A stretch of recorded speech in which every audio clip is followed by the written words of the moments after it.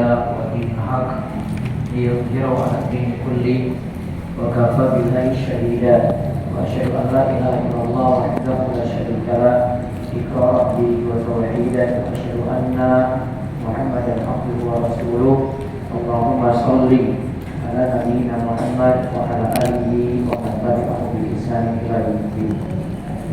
اللهم إنا نسألك إيمانا يقظة وعلما لا ينفد ومرافقة محمد sallallahu alaihi wasallam di a'la jannah. Puji syukur kita panjatkan pada Allah.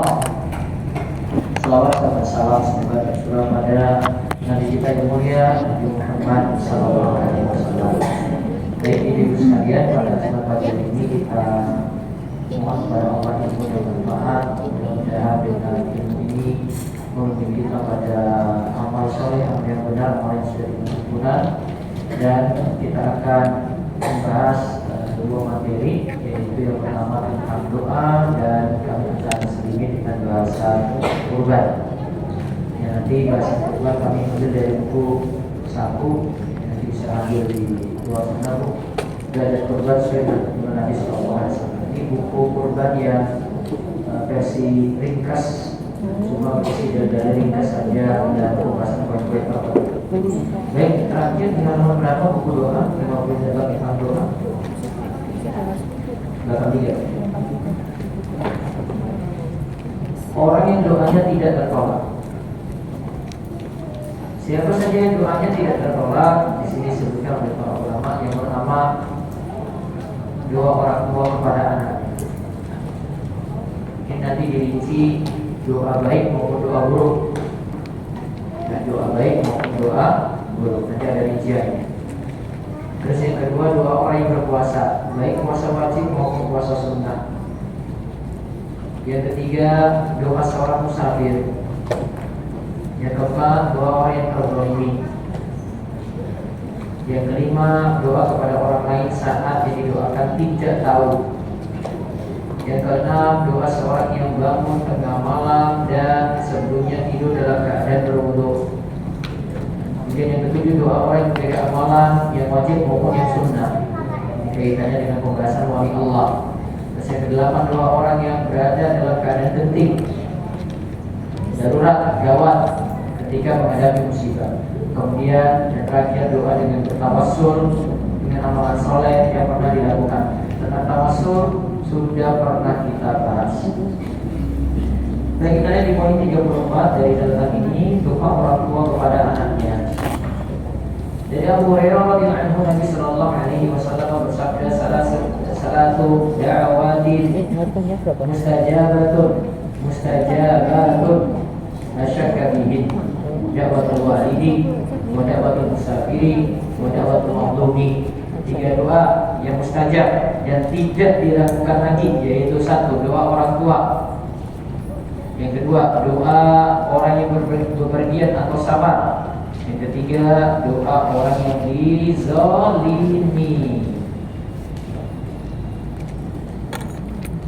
Dari Anas bin Malik radhiyallahu anhu, Nabi sallallahu alaihi wasallam bersabda, salatu da'watin la turaddu wa da'watul walidi wa da'watus shaimi wa da'watul musafiri. Dan kabarnya tiga doa yang tidak tertolak, bukan tidak doa. Tiga doa yang tidak tertolak, yaitu satu, doa orang tua. Dua, doa orang yang berpuasa. Tiga, doa musafir. Hadis riwayat Al-Baihaqi dalam Sunan Al-Kubra. Syekh Al-Albani mengatakan hadis ini sahih. Dalam doa di sini disebutkan umum, artinya mencakup doa orang tua yang berisi kebaikan atau kejelekan pada anaknya.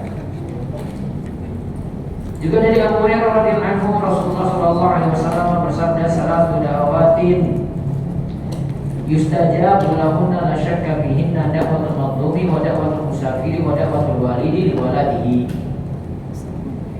Tiga doa yang mustajab diijabahi, dan itu tidak dilakukan lagi doa tersebut. Satu, doa orang yang dizalimi. Dua, doa orang yang berlebihan atau sabar. Tiga, doa baik dari orang tua pada anak. Kalau di kalimat ini, doa baik orang tua pada anak.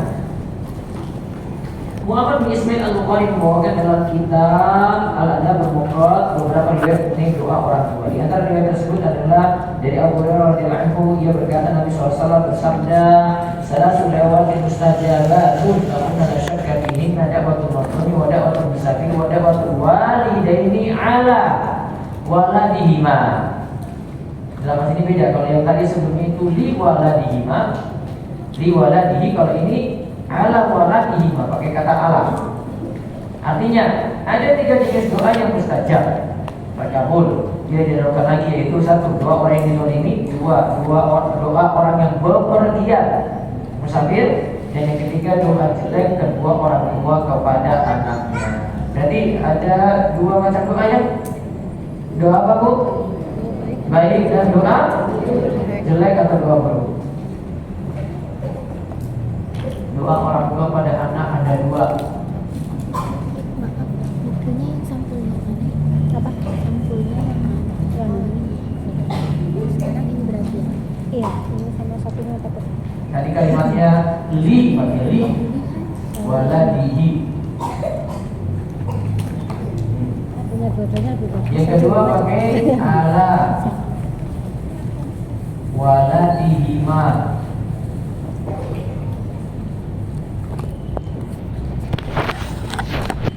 Li ini maknanya baik. Ala ini jelek atau buruk.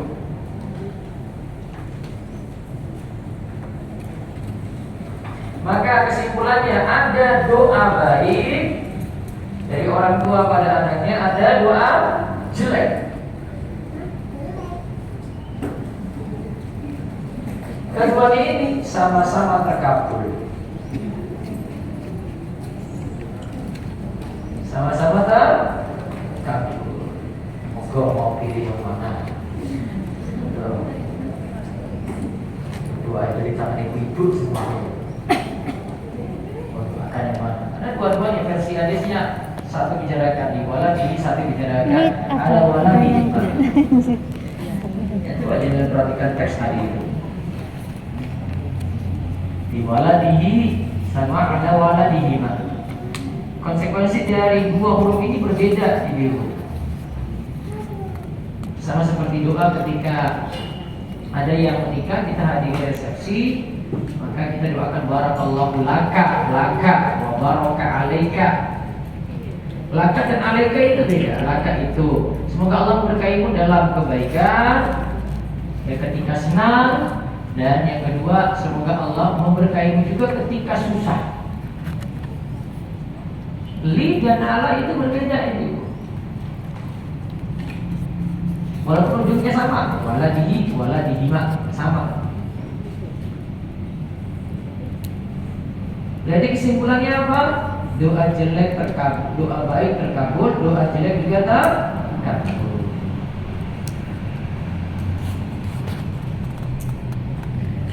Ya kalau doa baik mungkin sudah biasa, tapi doa jelek itu kadang nggak bisa nahan. Kadang kita itu nggak bisa nahan. Kalau dulu ceritanya siapa ya? Doa didoakan ibunya ibu jelek itu siapa? Nah, enggak, kalau dongeng Indonesia apa ya? Paling mudah. Paling mudah ya. Jadi gunung Tangkuban perahu itu. Wah, mudah-mudahan nah, setelah bebas aja lah. Nah. Tapi ada ketika yang bisa diambil tuh dia berdoa jelek orang tuanya. Cerita kayak gini sama seperti masa silam sebenarnya. Cerita tentang Juraij. Nah ini kita lihat di sini kisah menarik yang bisa diambil pelajaran akan ampunnya doa jelek seorang ibu pada anaknya, yaitu pada kisah Juraij. Baik, kita baca kisah Juraij dan ambil pelajaran dalamnya. Juraij itu seorang ahli ibadah. Sebenarnya di kisah ini ada di kitab Al-Bidayah wa Nihayah karya Imam Ibnu Katsir. Itu diceritakan 2 kisah hampir sama. Satu namanya Juraij, satunya lagi ada ahli ibadah lagi. Nanti dua kisah ini sebenarnya di Maisal.com. Bukan Maisal.com tuh. Ahli ibadah. Ini ahli ibadah. Yang satu itu Juraij, yang satu itu Barsisok.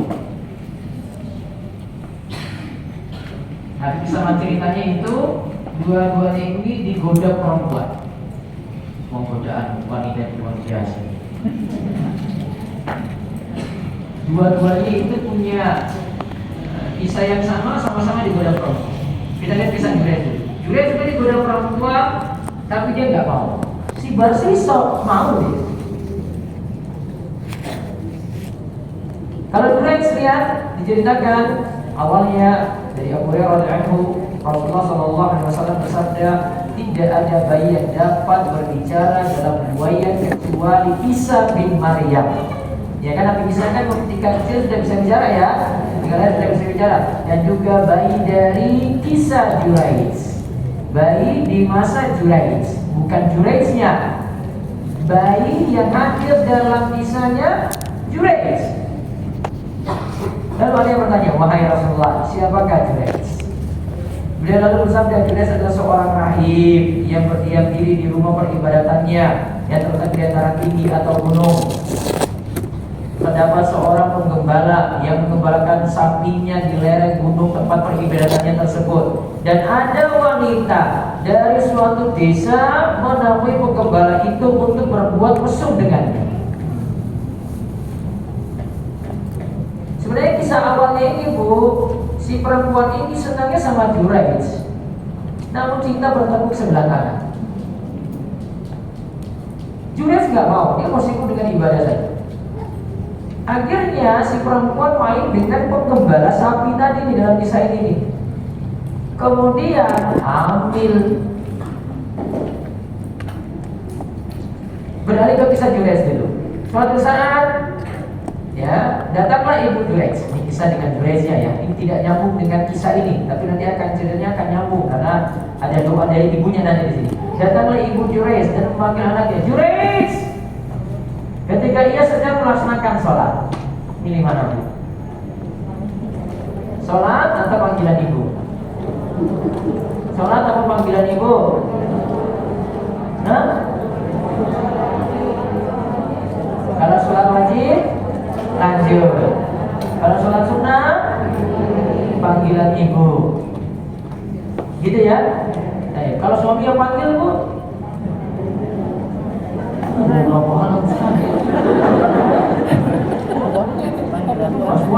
tidak lah gitu. Mana yang wajib dan didahulukan? Harusnya di sini ya dipanggil ibunya, wajib kan? Terus ini lagi sholat, ini ceritanya sholat sunnah ini. Tapi ini kisah Bani Israil. Berarti di masa sebelum Nabi Muhammad sudah ada sholat juga, tapi dengan tata cara dan syariat yang berbeda dengan kita. Nah, wahai Juraij, Juraij selalu bertanya dalam hatinya, aku harus memenuhi panggilan ibuku, berarti sholat batal, atau meneruskan sholatku, berarti gak memenuhi panggilan ibu. Rupanya dia mengutamakan sholatnya saja, sholatnya lanjut. Ibunya lalu memanggil lagi yang kedua kalinya. Juraij berkata lagi dalam hatinya, ibuku atau sholatku. Rupanya dia mengutamakan sholatnya lagi. Ibunya panggil lagi yang ketiga kalinya. Juraij masih bertanya lagi, ibuku atau sholatku? Rupanya dia tetap mengutamakan sholatnya. Ketika sudah tidak jawab panggilan ibunya berkata, ibunya doa ini. Ini kalimat yang dikasih warna hitam, ini doa ini, Bu.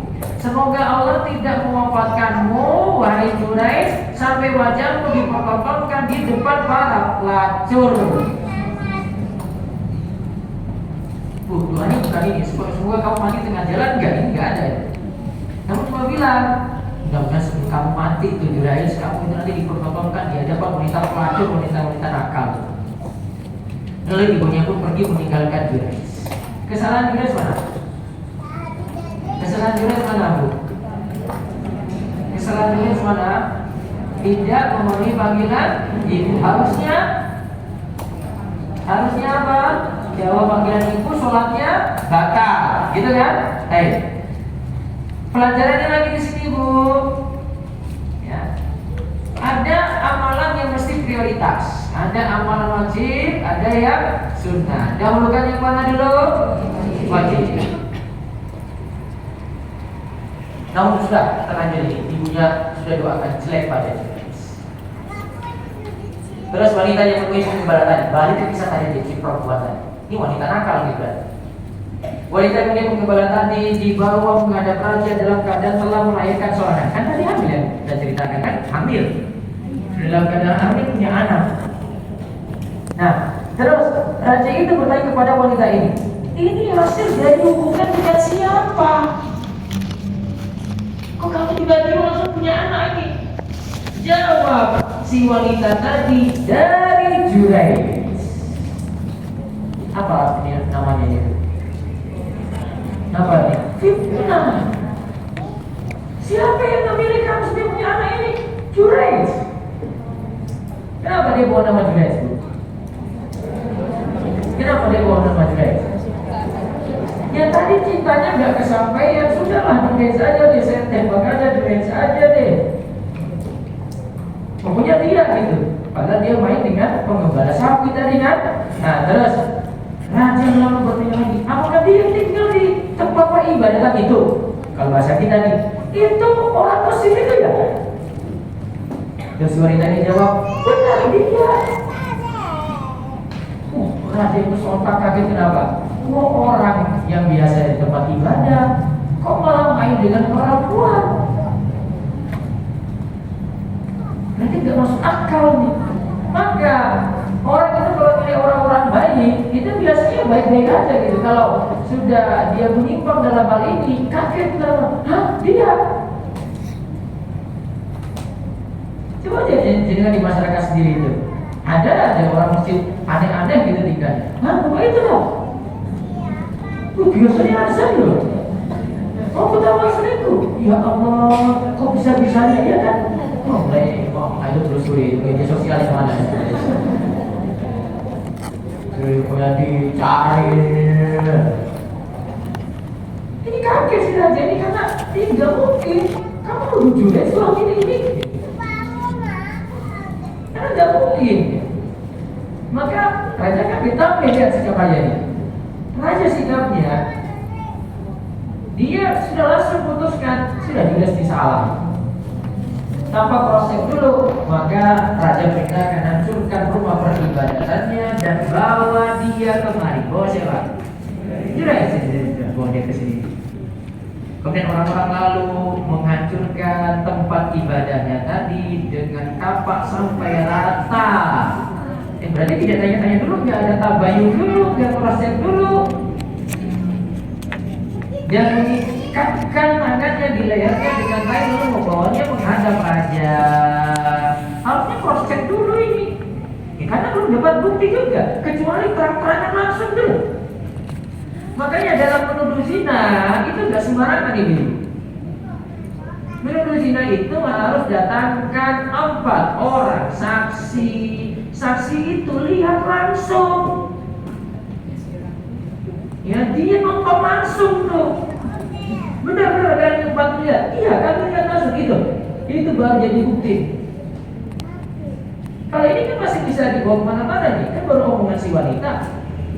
Gak ada yang lihat langsung, dia cuma nuduh saja kan berarti. Tapi raja nggak cross check dulu, ya. Anak buahnya nggak cross check, sudah bawa Juraij dari rumah, dari tempat ibadahnya langsung hadap raja. Di tengah perjalanan, Juraij dilewatkan di hadapan para pelacur. Doanya terkabul, Bu? Nah, ini doanya terkabul. Ketika melihatnya, Juraij tersenyum. Tersenyum kenapa? Dia ingat doa ibunya berarti. Para pelacur tersebut melihat Juraij yang berada di antara manusia. Karena dia lihat itu, ibu saya doanya terkabul di saat ini. Raja lalu bertanya kepada Juraij, siapa ini menurutmu? Juraij balik bertanya, siapa yang kau maksud? Raja berkata, dia wanita berkata bahwa anaknya adalah hasil hubungan denganmu. Juraij jawab, apakah kau telah berkata begitu? Benar si wanita tadi bilang. Juraij lalu bertanya, di mana bayi itu? Mana bayinya tadi? Mana bayinya? Lalu orang-orang menjawab, itu di pangkuan ibunya. Juraij selalu menemuinya dan bertanya, siapa bapakmu? Ngomong langsung dengan bayi itu, siapa bapakmu? Bayi itu menjawab, ayahku si penggembala sapi itu. Balik ke kisah awal tadi, siapa tadi yang bisa bicara ketika bayi tadi? Nabi Isa, terus bayi dalam kisah Juraij. Betul kan? Siapa lagi? Ada lagi? Ada lagi yuk. Siapa lagi bayi bisa bicara? Ibu, ibu kurang cerita ya. Ya. Siapa? Masito. Ya, putrinya kan dalam kisah Fir'aun ya. Siapa lagi? Itu tukang sisirnya Fir'aun itu. Putrinya Fir'aun. Jadi Fir'aun itu punya pembantu banyak. Tukang sisirnya itu diantaranya itu beriman, ya, itu beriman. Kemudian disuruh, pokoknya tidak boleh beriman lagi dengan iman yang benar. Dan kamu harus berkata, kemudian disiksa ketika itu. Kemudian bayinya itu ngomong sama ibunya, innaki al-hakim, engkau berada dalam kebenaran, yang usah takut seperti itu. Apalagi kisah yang berikutnya lagi ketiga tuh, bayinya apa lagi bu? Totalnya dapat. Ini ibu. Kisah apa lagi bu? Cari di rumah Isa.com ini.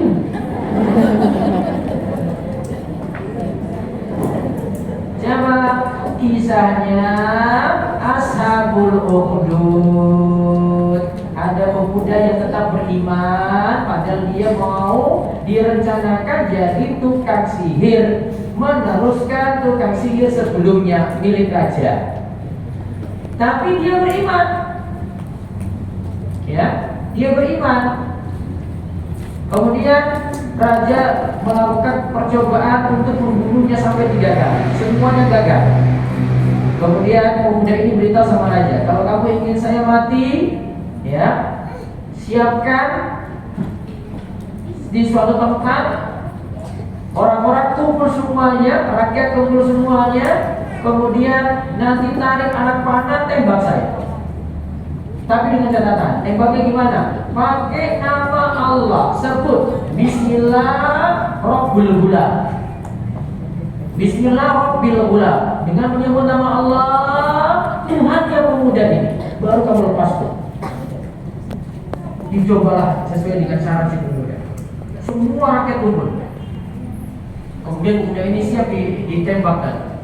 Dari gelang panah, Bismillah Rabbil Ghulam, mati. Rakyat semuanya sontak kaget. Kaget kenapa? Pemuda ini benar berarti. Kenapa? Dia sebut nama Allah baru mati. Kita ini menyembah yang salah dari dulu. Semuanya beriman. Raja kebingungan lagi, ini apa-apaan?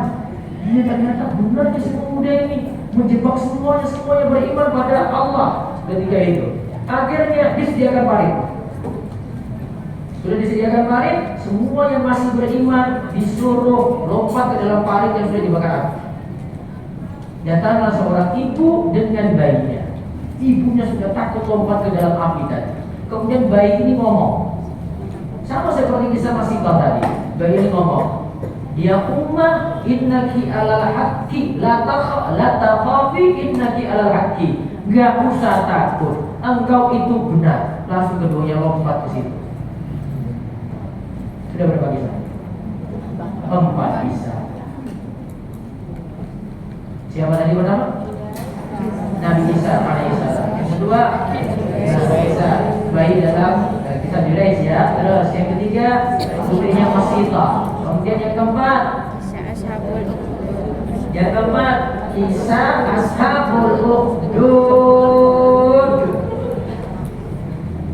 Ya, kisah Ashabul Ukhdud. Nanti lihat di surat Al-Buruj. Was-sama'i dzatil buruj wal yawmil maw'ud wa syahidin wa mashhud. Qutila ashabul ukhdud annari dzatil waqud. Ketika itu api itu dipanaskan, dibakar. Itu kisahnya.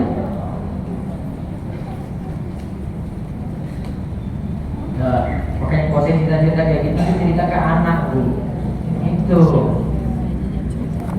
Dan, nah sekarang si bayi tadi ngomong, siapa bapaknya tadi? Hasan tadi. Berarti raja salah atau tidak?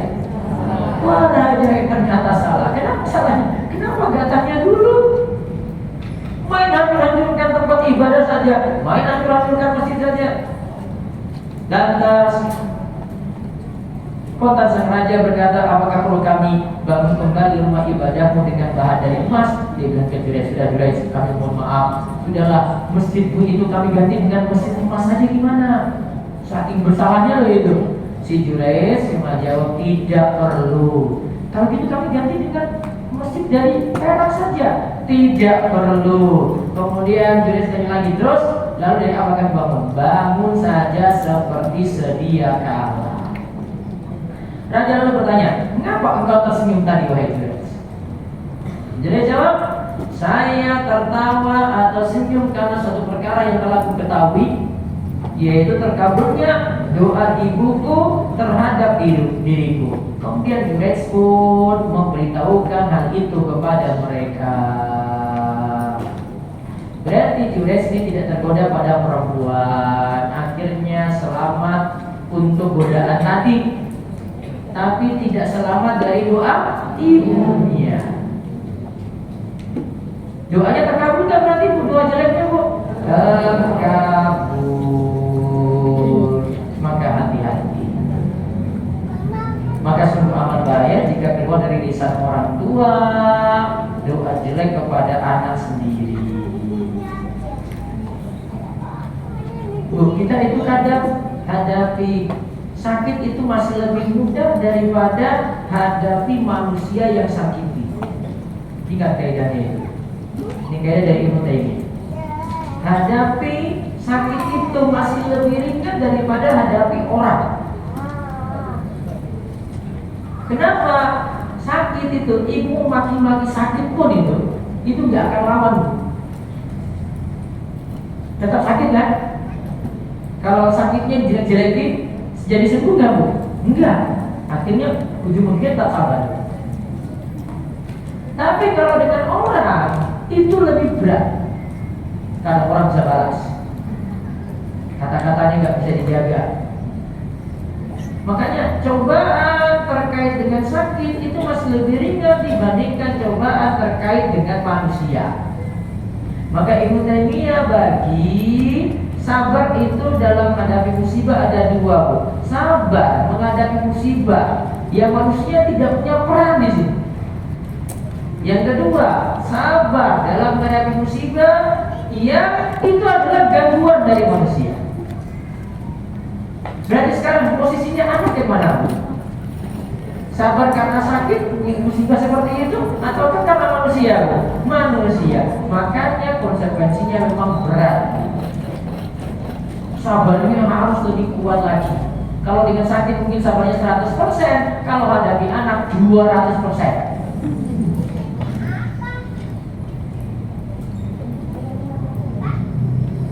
Coba jadikan bayangkan saja misalnya siapa ya Nabi yang dia itu cobaannya itu banyak sekali, sakitnya berat sekali. Siapa?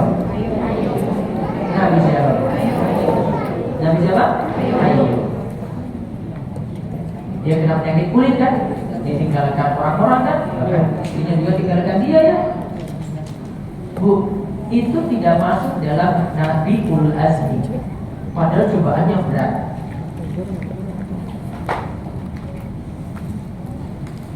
Tapi Nabi Ayub waktu itu dia katakan gini, ketika istrinya atau ada orang yang katakan kepada Nabi Ayub, kenapa kamu gak minta doa saja kepada Allah supaya penyakitmu itu disembuhkan? Dia katakan gini, saya sakit itu selama ini masih lebih ringan daripada Allah itu beri kesehatan kepadaku. Saya waktu sehatnya itu masih lebih panjang daripada waktu sakit. Maka dia ingin sudah keadaannya seperti ini. Dia ingin bersama dengan penyakitnya. Tapi dalam kisah Ulul Azmi tidak disebut Nabi Ayub alaihissalam. Nabi Ulul Azmi siapa? Ibrahim, Musa. Nabi Ulul Azmi siapa? Nuh, Ibrahim, Musa, Isa, Nabi Muhammad SAW. 5 ya. Baik. Allah katakan, fasbir kama sabara ulul azmi minar rusul wa la tastajil lahum. Bersabarlah seperti sabarnya ulul azmi minar rusul. Ulul azmi dari para rasul, dan janganlah tergesa-gesa. Nabi Ayub masuk ulul azmi enggak? Tidak. Kenapa? Nabi Ayub itu cobaannya pada penyakit, Bu. Ulul azmi itu cobaannya hadapi orang, hadapi umat yang ngeyel-ngeyel. Maka tadi kesimpulan dia benar ya. Untuk hadapi penyakit itu masih lebih ringan daripada hadapi orang. Maka hadapi anak tuh kayak itu, kadang lebih berat daripada dengan hadapi penyakit sendiri. Kalau penyakit tidak, ya kata Ibnu Taimiyah, orang itu kalau hadapi sakit musibah kayak gitu dia cuma punya 2 pilihan. Pertama, terpaksa sabar atau memilih untuk sabar. Tapi kalau untuk hadapi orang yang menyakiti, termasuk suami ke, termasuk anak ke, termasuk keluarga, termasuk teman, masih lebih berat. Betul kayak ini, Bu? Maka sabarnya harus lebih dikuatkan lagi. Nanti tolong baca buku 20 kiat bersabar ketika disakiti. Baca ulang-ulang itu. Nanti biar renungkan sendiri. Oh iya kayak gini. Itu ikut yang ada punya di luar dari saya sosial. Itu buku untuk menghadapi orang-orang yang menyakiti kita. Saya yakin ini di antara ibu ini banyak yang masih sakit hati. Kita kayak gitu, Bang. Kita nggak mungkin balas dendam ke penyakit itu nggak mungkin. Tapi kalau ke orang bisa. Saya kayak gini, wah dulu aja pembalasan itu ya. Tapi tidak ada gue kayak gitu. Makanya wajar saja tadi ibunya Jurais itu nggak tahan dengan doanya, Bu. Sampai keluar kalimat itu apa? Nggak tahan dia. Berat ini. Itu sudah saking beratnya hadapi anaknya. Padahal tadi salahnya Jurais apa coba, Bu? Lagi ibadah, Bu, bukan lagi main game. Betul nggak? Si Jurais lagi ngapain tadi? Sholat. Ini bukan lagi pergi kemana, lagi main WS sekian jam, main game sekian jam, atau pergi kemana dengan lawan jenis. Nggak ada. Jurais ini masih di masjid, Bu. Tapi itu aja ibunya nggak tahan. Apalagi ibu jangan tahu. Ya kan, Bu? Lebih berat lagi.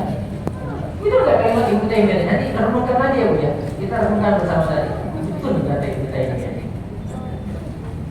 Ada suami itu lebih berat loh, Bu. Betul nggak? Iya. Berarti ngomong nggak khawatir suami saya rekam di mana? Iya berat tuh hadapi orang. Daripada kita hadapi sakit, banjir, tsunami. Sudah kalau sudah banjir, sudah rumah aja sudah selesai. Anda mau yang mengapain lagi coba? Mau marah-marahin banjir? Ya mungkin dia marah-marahin banjir. Sampai dia teriak-teriak banjir. Tapi kalau orang yang buat salah, ada kesempatan itu orang itu. Kalau selesai marah-marahin sekalian. Maka baca doanya Ibu Jurais tadi. Mari sabarnya tadi berapa persen, Bu? Hadapi anak berapa persen, Bu? 300% aja kalau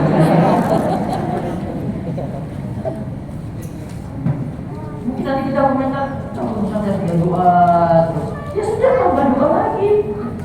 Doa apa? Baik apa jelek? Doa baik, Bu. Doa baik Ibu nggak dikabulkan kan? Nanti kalau suatu sama terkabul, kan bukan Ibu yang kabulkan. Ya bolak-balikan hati siapa? Sekarang belum balik hatinya itu. Besok bisa balik nggak? Bisa. Ibu yang ngatur hatinya? Enggak. Allah yang bolak-balikan hati. Semua ada yang rumah kalian bukan main, cuma doa ibunya saja, ibunya doakan. Baik, doa saja bukan kekuatannya. Kalau nasihat itu nggak bisa lagi, diomongin lagi terus. Tetap kuatkan doa lagi. Pokoknya jangan sampai keluar doa jelek. Gitu ya. Perbesar apa tadi Bu? SABAR. Berapa persen? 3 tadi. Dan di sini sebut yang terbaik adalah orang tua mendoakan anaknya dalam kebaikan dan semoga anaknya menjadi soleh serta berada di jalan yang lurus. Bu, dulu keadaan orang tua kita kalau lihat kita itu kayak gitu, kayaknya sama. Kita sekarang lihat keadaan anak kita lagi. Dulu ini yang bukan lainnya. Orang tua doakan terus. Sama kita lihat sekarang anak kita doakan lagi. Ketika marah karena kenakalan anak, hendaklah amarah tersebut ditahan. Ditahan itu artinya sabar. Hendaklah orang tua mencontoh para nabi dan rasul yang selalu mendoakan kebaikan pada anak keturunannya. Lihatlah contoh Nabi Ibrahim. Doanya apa? Rabbi ja'alni muqimas sholati wa min dzurriyyati rabbana wa taqabbal du'a. Ya Rabb, jadikan aku dan anak cucuku orang-orang yang tetap mendirikan sholat. Ya Rabb kami, perkenankanlah doaku. Doa lagi. Terus Rabbi ja'al hadzal balada aminan wa jnubni wa baniya an na'budal asnam. Doa Nabi Ibrahim lagi. Ya Rabbku, jadikanlah negeri ini Mekah, negeri yang aman, dan jauhkanlah aku beserta anak cucuku daripada menyembah berhala-berhala. Lihatlah sifat ibadur rahman, hamba Allah yang berdoa, walladzina yaquluna rabbana hab lana min azwajina wa dzurriyyatina qurrata a'yun waj'alna lil muttaqina imama. Doakan terus. Kalau nggak saat ini, doa akan terkabul. Kata Ibnu Rajab Al-Hambali, kesimpulannya itu 5 kemungkinan terkabulnya doa.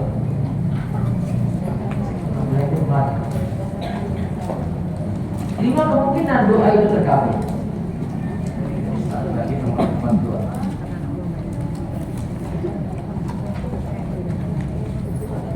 Pernah kita bahas cuma 3 tahu. Kalau Ibnu Rajab tambahkan jadi 5. 1. Dikabulkan seperti yang diminta. 2. Diganti dengan yang lebih baik. 3. Terhindar dari kejelekan. 4. Menjadi simpanan di akhirat. Terus 5 satu lagi ini yang belum kita pelajari sebelumnya. 5. Dengan diberi ampunan oleh Allah atas dosa. Jadi dia berdoa, dosa-dosanya diampuni. Ulang 1. Terkabul seperti yang diminta. 2. Diganti dengan yang lebih baik. 3. Terhindarkan dari kejelekan. 4. Menjadi simpanan di akhirat. 5. Diberi ampunan oleh Allah atas dosa.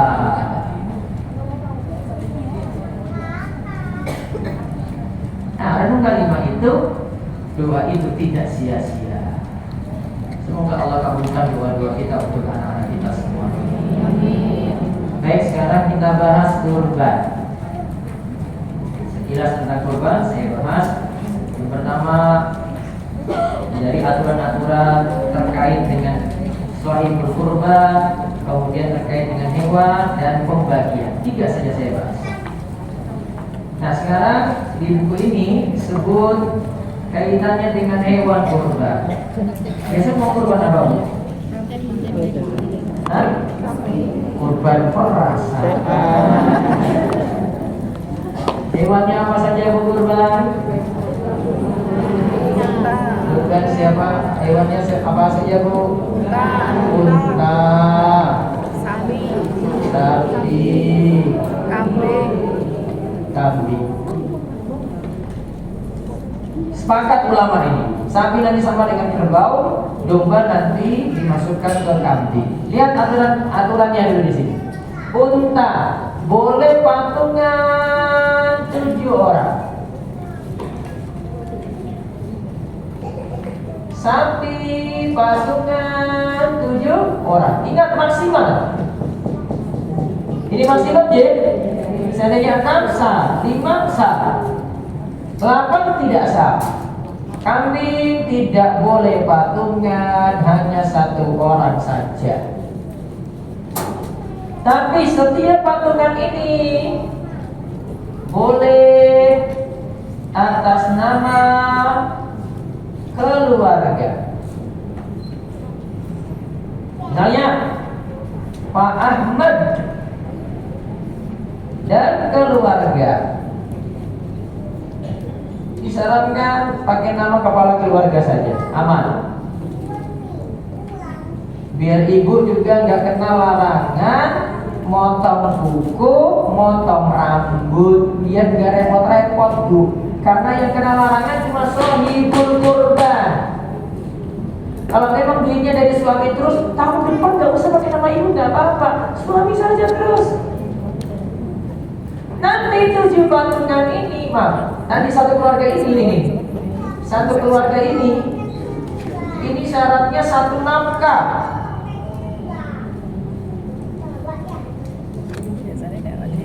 Satu nafkah, berarti suami dengan istri dengan anak, ya kan? 1 nafkah, itu 1 rumah 1 nafkah. Maka boleh dia bersamakan ini. Tapi yang kena larangan tidak boleh potong kuku, tidak boleh potong rambut siapa? Pak Ahmad saja. Jelas ini? Walaupun nanti duitnya Pak Ahmad kurang, istrinya nambah 1 juta, boleh. Tidak, nanti atas nama kan Pak Ahmad saja. Pahalanya untuk 1 keluarga. Jadi untuk 1 orang ini, 1 kambing misalnya ya, ini pahalanya untuk yang 1 nafkah tadi, semuanya dapat. Jelas itu? Jelas bu? Baik.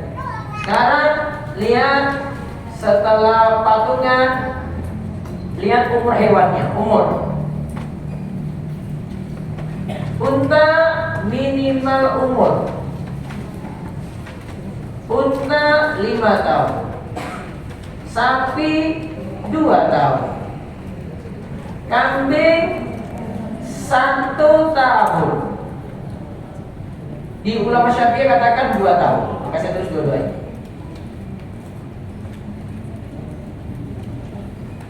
Satu atau 2 tahun. Dilihat aturannya itu di pembahasan patungan. Ketentuan hewan kurban halaman 16 seterusnya. Itu dari saya ringkas ini. Sudah? Nanti kalau domba boleh dibawa 1 tahun, yang penting sudah poel. Ya, yang penting sudah poel, sudah untuk domba. Baik, sekarang itu untuk umur, minimal umur. Sekarang tentang kurban lagi cacat.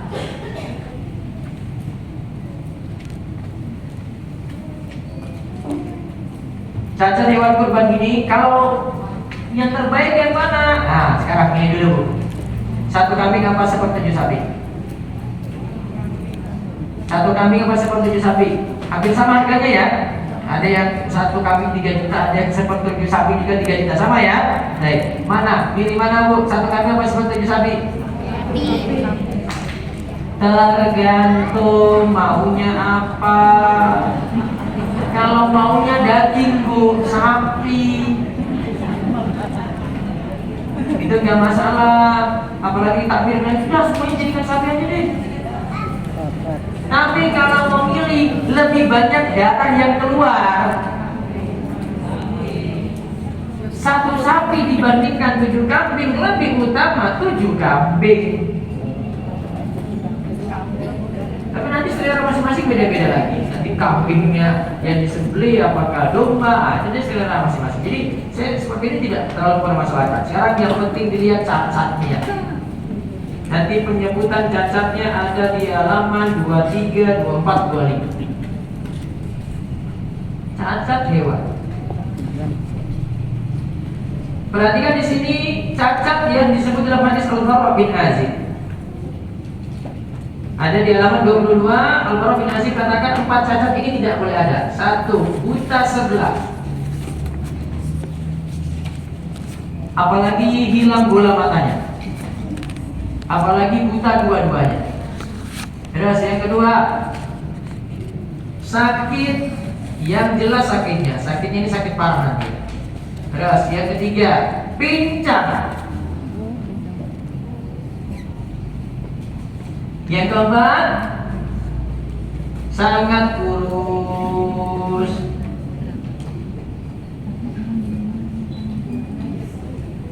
Ditambahkan lagi dalam mazhab Syafi'i, dari kesimpulan ini, cacat yang ada ini menyebabkan daging itu berkurang, Bu. Maka kalau dalam kaidah mazhab Syafi'i, setiap cacat yang menyebabkan daging itu berkurang tidak sah. Nanti akan berbeda sedikit dengan di poin 24 itu. Cacat yang membuat daging berkurang maka tidak sah. Contoh yang buat daging berkurang ya.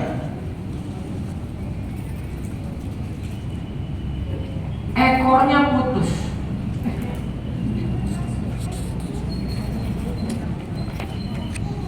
Kenapa? Dagingnya berkurang nggak? Dagingnya berkurang nggak, Bu? Dijadikan apa ekornya? Sapi, kambing, sop apa?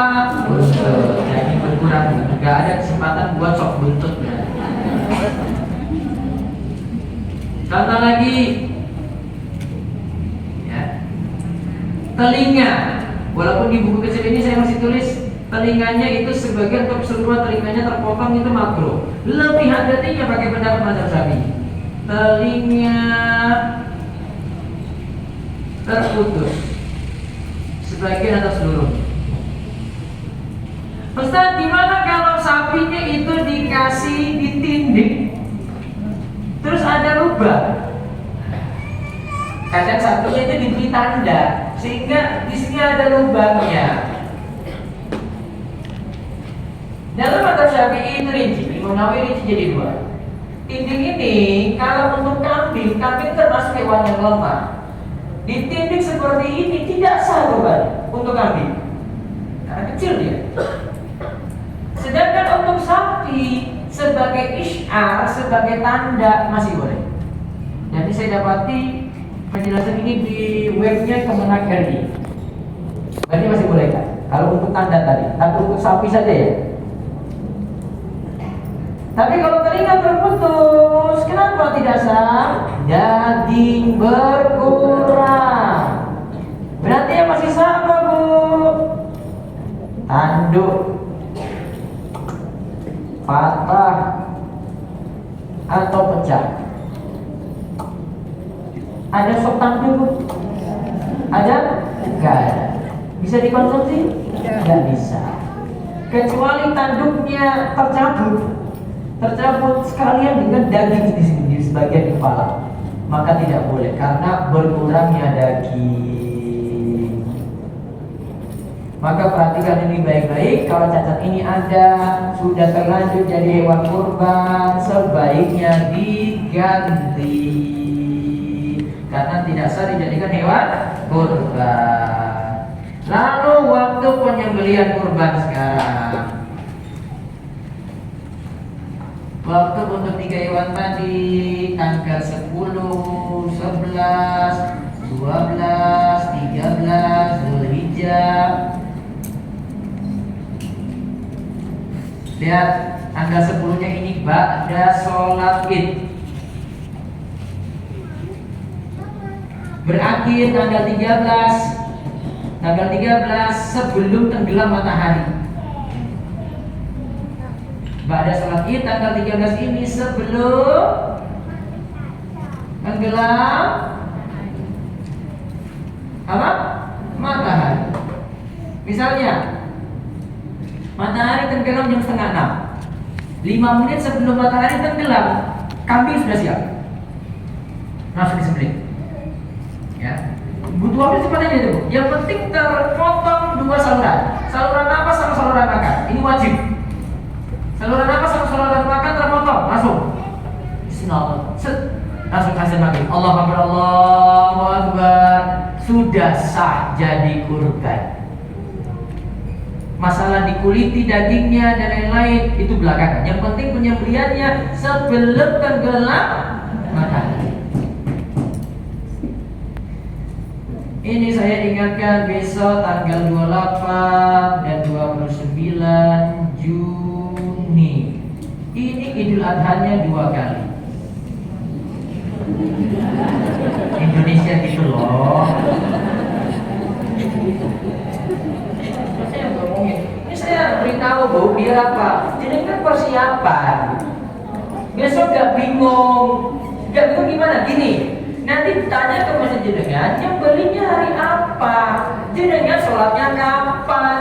Kalau jenengan sholatnya 29, kurbannya kapan? Jangan tahu ribu belum sholat kok mesti disembelih. Iya kan? Kalau jenengan tanggal 28, oh terserah. Mau yang beli di sini boleh, mau yang beli di sini juga boleh. Jelas ini? Nah kalau kami sendiri, kalau termasuk juga kami nyebar kurban itu di Darus Solihin, di Rumah Sakit Indonesia, kami pilih tanggal 29 lebih aman. Kenapa? Ya sudah ya.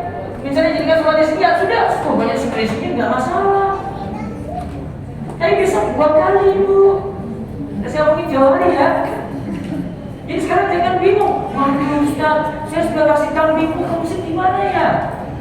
Minta pindah hari. Kalau nggak bisa, sudah dikasih saja. Ibu kurban lagi. Mudah-mudahan Allah lapangkan rezekinya lagi. Amin. Nambah terus. Sudah. Kalau ditarik nggak bisa. Oh nggak bisa, bukan sudah dikasih. Ini sudah patungan pas, ini sudah 7 orang. Kok jenengan tarik? Ya sudah dikasih saja. Terus cari duit lagi, besoknya cuma sebanyak kurban. Kalau enggak ya kurban perasaan saja. Itu caranya. Bagi saya sendiri kalau mau pilih sholat, saya jadi khotib, saya sudah tahu. Saya sholatnya tanggal 29, saya nggak mau dapat amplop 2 kali. Namun anda usah saya gitu. Dia datang tanggal 28, besok diundang lagi 29 mumpung. Besok tidak mikir-mikir ya, mikirnya duit gue gitu. Nggak ada kamu tuh Ustaz, itu masih ada yang ceramah. Iya kan? Bukan dia saja, kamu nggak mikir orang lain kan? Yang sholat lebih dulu. Sudah kamu mikir itu orang suruh maju. Serata banget loh ini. Semuanya diborong. Mungkin kalau ada tanggal 30 dia mau borong juga tanggal 30. Ini ya, nanti diingat baik-baik ini ya Bu ya. Besok itu Idul Adha berbeda, sudah pasti. Nanti juga aja, kemudian nanti tanggal 20 kan sidangnya. Tanggal 20 itu nanti sidangnya, itu keputusannya. Besok 2 kali. Sudah diberitahu Pak Menteri, paling habis atau tidak habis sudah sama itu hasilnya. Karena nggak mungkin beda, sudah bisa dipastikan.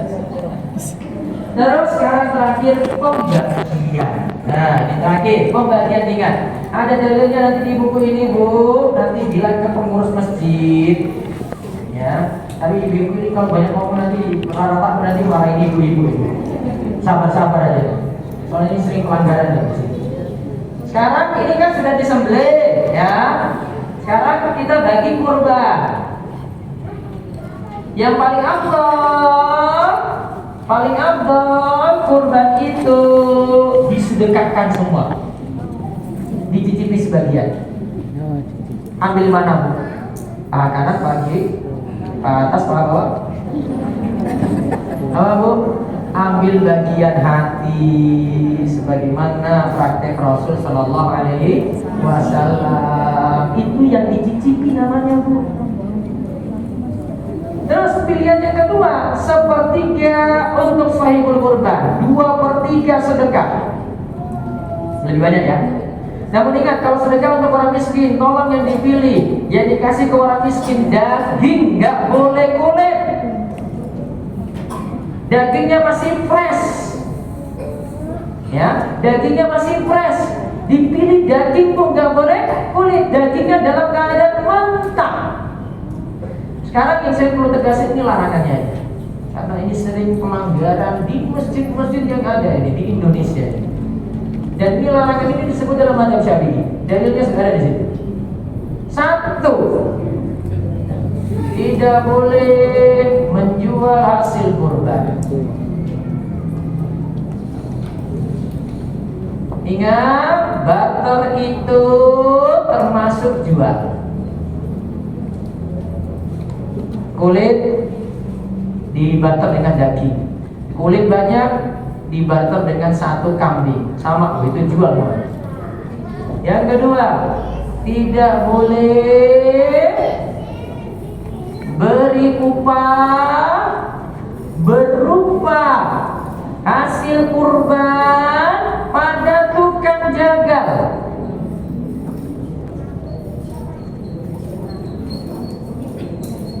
Tukang jagalnya ini siapa, Bu? Tukang jagal itu ngapain? Tukang jagal itu ngapain? Nyembelih. Maka nggak boleh tukang menyembelih ini dikasih ini, Pak, ini ada kepala, maaf kami nggak ada duit, Pak. Kepala dibawa pulang saja. Itu sama saja kepala ini dijual, kemudian upahnya itu. Nggak boleh. Ingat, dua ini tidak dibolehkan. Contoh yang satu apa? Jual kulit. Solusinya gimana? Ada pun ada kulit, kasih saja cuma-cuma. Atau ada jamaah yang bikin kulit, Pak, bawa pulang saja. Tapi nyatanya tadi orang miskin nggak boleh dikhususkan kulit ya. Orang miskin harus dikasih apa, Bu? Daging. Terus solusi yang kedua, Bu, tukang jagal dikasih upah. Amplop diamplopin, Pak, ini upah untuk jenengan. Maaf, ini ada kresek daging untuk jenengan juga. Boleh. Yang penting sudah dibayarkan apa? Upah dulu. Jangan upahnya cuma daging. Pak, ini jenengan dapat 5 kilo J. Ini sekalian dengan upah. Nggak boleh. Itu sama saja menjual hasil kurban. Itulah bedanya kurban dengan makan daging biasa. Kalau jenengan makan daging biasa, yang beli terserah, mau jual kek, kulit kasih siapa kek terserah. Kita lagi bahas ibadah kurban. Saya kadang analogikan dengan sesuatu yang ekstrim, Bu. Itu kalau orang kasih sedekah laut, Bu. Itu kepala apa yang dikasih? Jadi pernah lihat ini video. Kepala kerbau itu dikasih di larung, set, lepas.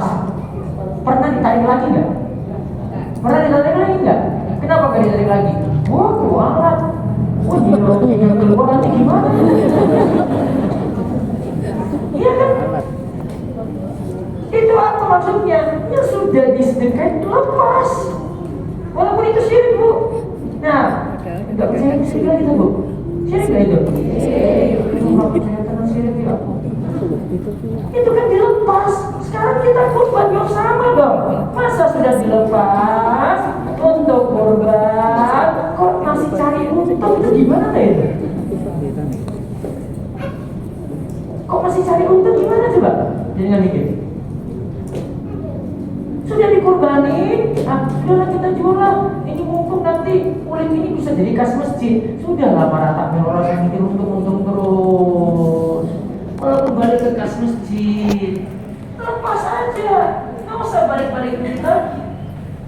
Nah, pakai sekadar masukkan, ada takbir yang mau dengar, ada takbir yang nggak mau dengar, ada takbir yang ngeyel-ngeyel terus. Tiap tahun tak ngomongin gitu terus. Nggak akan berubah hukum ini nggak akan berubah.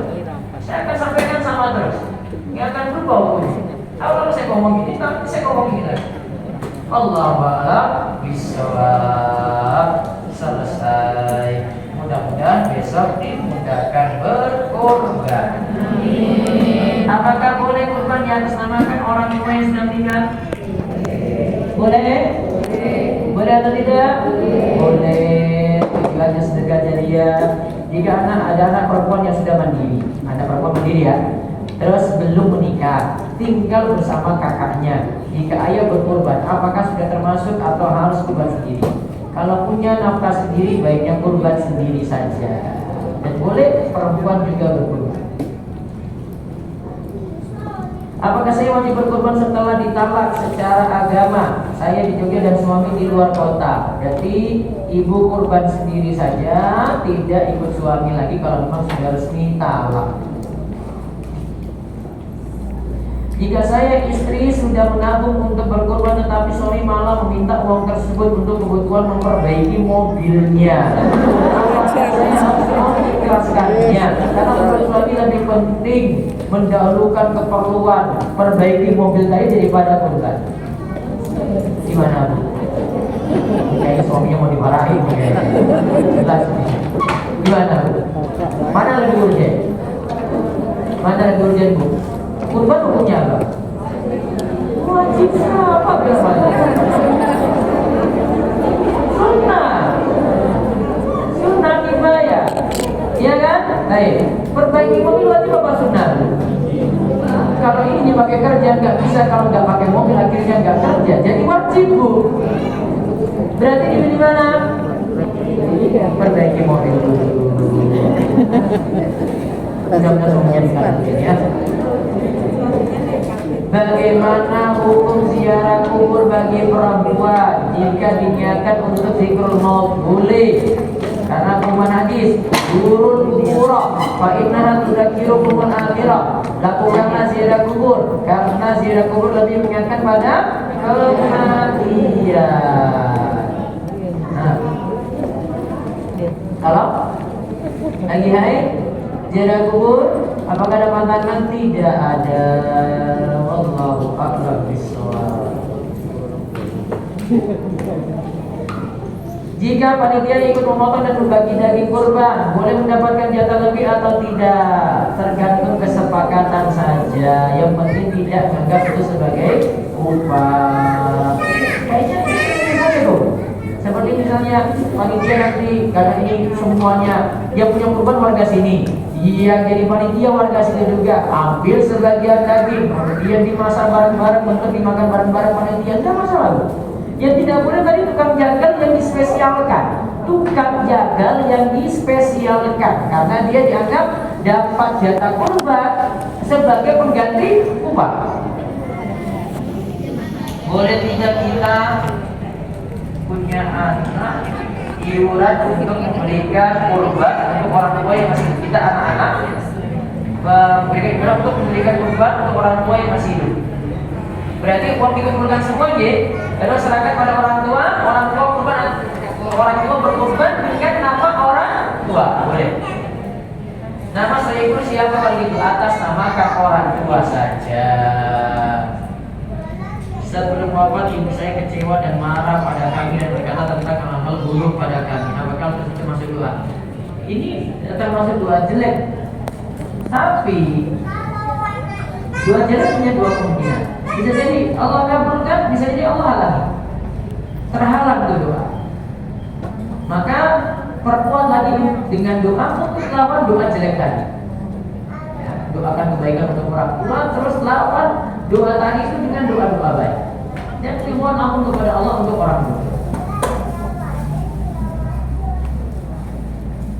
Ustaz, jika kita menolak perintah orang tua yang mengajak kesyirikan dan kemudian orang tua murka dan doakan kita jelek, apa?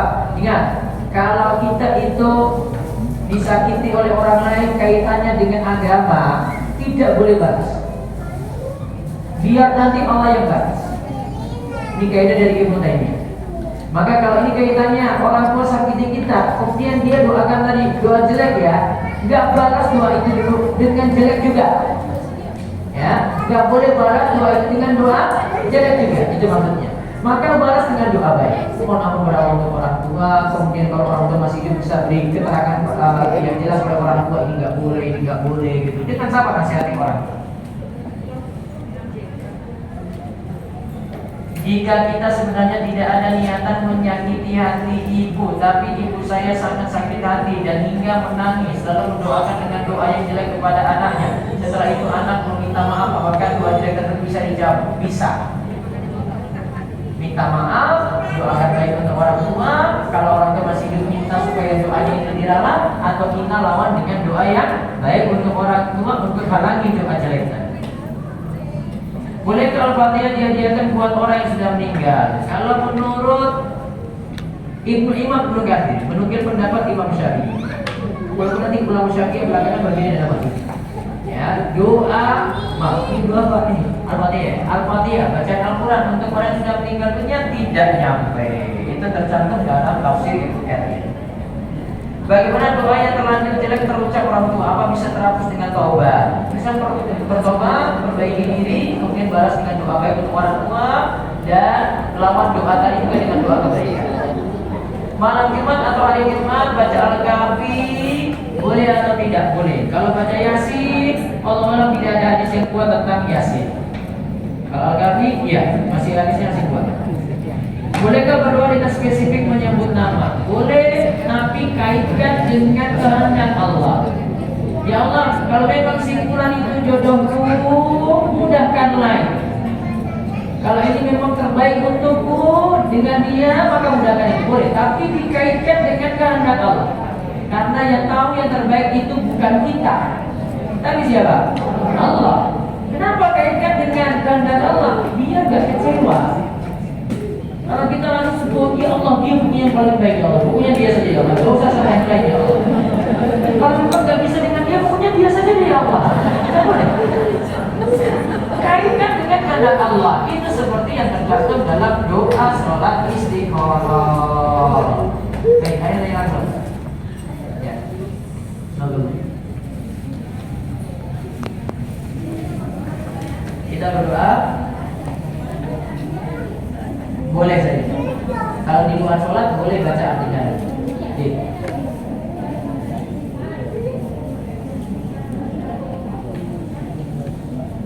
Terus kita baca artinya lagi kan? Di luar sholat boleh. Di dalam sholat tidak boleh. Ya. Baik.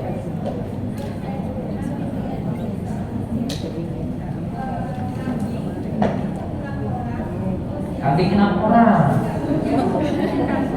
Apanya 6 orang? Baik.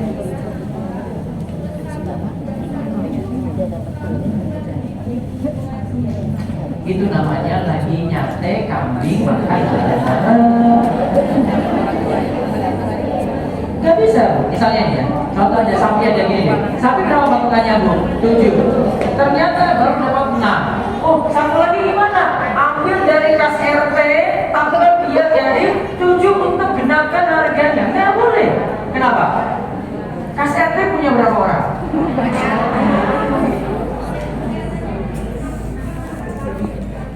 Sapi apa kambing ini, Bu? Sapi. Nah,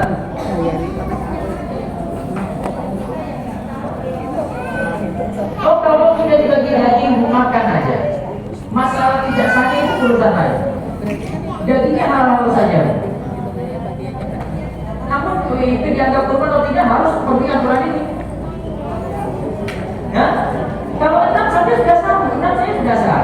Tapi kalau kurang terus tambah kas RT, karena dananya kurang terus tambah kas RT, tidak dianggap kurban.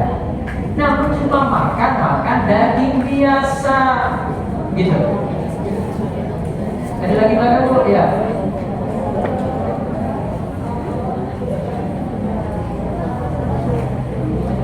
Awalnya kurban apa, Bu? Untuk orang yang sudah meninggal, terus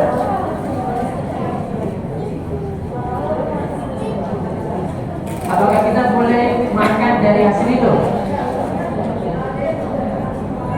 Baiknya disedekahkan semua. Iya. Ya kalau ada sama orang meninggal sedekahkan semua. Cukup ya? Cukup ya? Baik, itu saja yang kita bahas untuk kesempatan pagi ini. Semoga jadi ilmu yang bermanfaat dan Allah bimbing kita terus dalam beramal soleh dan Allah jaga kita semuanya dalam baik akan dalam doa-doa kita serta ibadah kurban kita nanti di bulan berikutnya. Demikian, wabillahi taufik. Assalamualaikum warahmatullahi wabarakatuh.